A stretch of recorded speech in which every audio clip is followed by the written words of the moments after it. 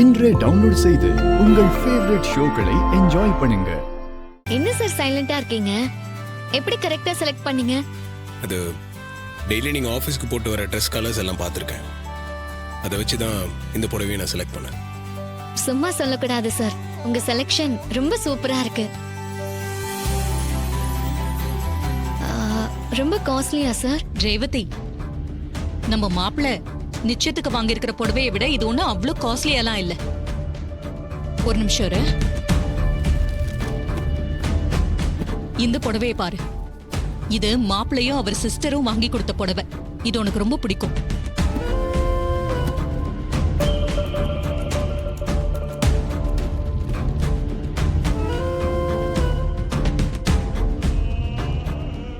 இந்த புடவை எனக்கு பிடிக்கலமா.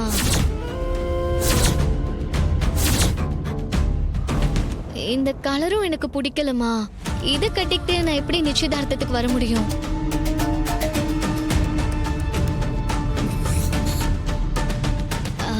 நான் சார் வாங்கி தந்த சாரிவே கட்டிக்கவா?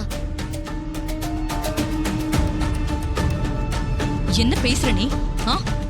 நிச்சயத்துக்கு மாப்பிள்ளை வீட்டுல வாங்கி கொடுத்த புடவை தான் கட்டணும்னு உனக்கு தெரியாதா?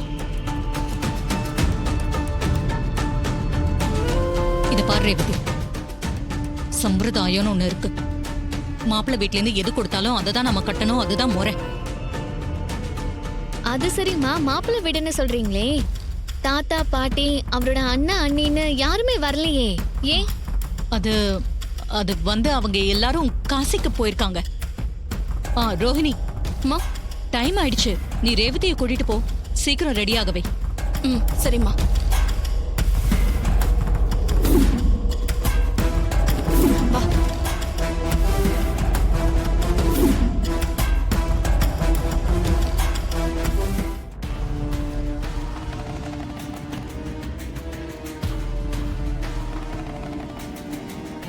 இன்னும் கொஞ்ச நேரத்துல என் பொண்ணோட நிச்சயதார்த்தம் நடக்க போகுது. இருந்து பார்த்துட்டு அதுக்கப்புறம் பொறுமையா கிளம்பிப்போ. என்னத்த பயந்துட்டீங்களா? உனக்கு நான் பயப்படுவேன்னு நினைக்கிறியா? அப்ப நீங்க பயப்படல. அப்படின்னா ஒண்ணு பண்ணலாம். என்ன? உங்க பொண்ணு நான் வாங்கி கொடுத்த புடவையை கட்டிக்கிட்டு தான் நிச்சயத்துக்கு வருவான்னு நான் சொல்றேன். நான் அடிச்சு சொல்றேன், நான் கொடுத்த புடவையை தான் அவ கட்டிக்கிட்டு வருவா. இல்ல, ரேவதியோட புருஷனா நான் சொல்றேன். அவ நான் வாங்கி கொடுத்த புடவை தான் கட்டிட்டு வருவான். பைத்தியக்கார மாதிரி உளராத, அது ஒரு நாளும் நடக்காது. அதையும் பார்க்கலாம்.